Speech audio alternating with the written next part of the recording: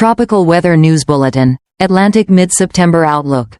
Good day, ladies and gentlemen, and welcome to our Tropical Weather News Bulletin. We are very pleased to be with you in this special edition, as we now pass through the peak of the Atlantic hurricane season. According to climatological records, September 10th is often considered the statistical peak, when the probability of tropical cyclone formation is highest. Yet, somewhat unexpectedly, recent weather maps have shown a rather tranquil picture. No storms. No tropical depressions named across the entire basin. In today's report, we will analyze the reasons behind this unusual calm, and take a closer look at the key regions of concern: the Caribbean, South Florida, the Gulf of Mexico, and the MDR off the coast of Africa. We will also evaluate prospects for the second half of September with the support of global forecast models. First, let us examine the latest satellite imagery covering the Atlantic basin. Large clusters of convective clouds are bursting with vigor. Patches of red, orange, and even black indicate cold cloud tops associated with intense thunderstorms.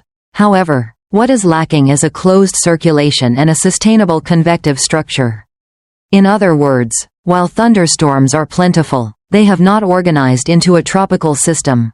To the west, along the U.S. East Coast, a lingering frontal boundary remains active, producing scattered showers and storms. This is a purely mid-latitude system, not tropical, across Central America and the Caribbean, especially near Jamaica and the Cayman Islands. A tropical wave is transporting abundant moisture. Meanwhile, off West Africa, a parade of Cape Verde waves is moving into the MDR, traditionally the birthplace of the season's most powerful storms.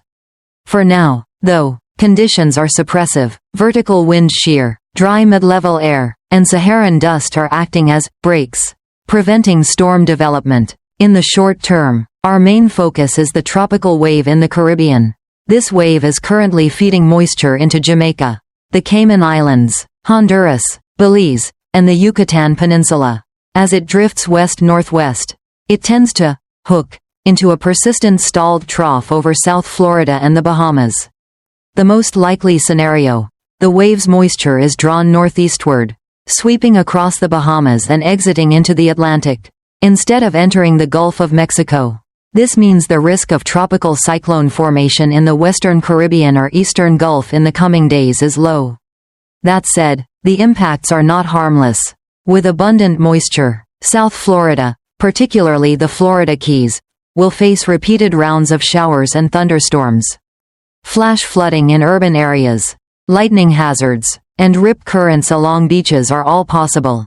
In the western Caribbean, heavy rain over mountainous terrain in Honduras, Nicaragua, and Belize may trigger flash floods and landslides. Farther east, off Africa, the train of Cape Verde waves continues to march into the MDR. Historically, mid-September brings intense development in this region. But this year, the combination of Saharan dust, dry mid-level air, and strong upper-level shear has capped growth. These waves look impressive on satellite, but as they move westward, they often unravel. Experts caution that these suppressing factors will not last indefinitely. Forecasts suggest that during the second half of September, the MJO will enter a convectively favorable phase, while shear decreases. At that point, the MDR could once again become the hotspot for storm formation. A frequently asked question is whether the Gulf of Mexico will see a storm soon. For the next week, the answer is not likely. The South Florida trough acts like a conveyor belt, siphoning moisture eastward, making it difficult for disturbances to migrate into the Gulf. However, in the 10 to 15-day window, if shear relaxes and the trough weakens, a low-level disturbance could still spin up over the western Caribbean or Bay of Campeche. That is why forecasters continue to advise Gulf Coast residents not to let their guard down, especially into late September and October, historically prime time for strong late-season hurricanes. Let us review the regions most affected over the next 7 to 10 days. South Florida and the Keys. Repeated thunderstorms. Potential flash flooding in urban centers. Dangerous rip currents. Bahamas. Heavy rains drawn into the trough, with occasional gusty squalls. Jamaica, Cayman, Honduras, Belize, Yucatan. increasing rainfall from the tropical wave, raising risks of flash floods and landslides in hilly areas. Lesser Antilles, scattered showers, but not significant. Trinidad and Tobago may face stronger tropical moisture next week.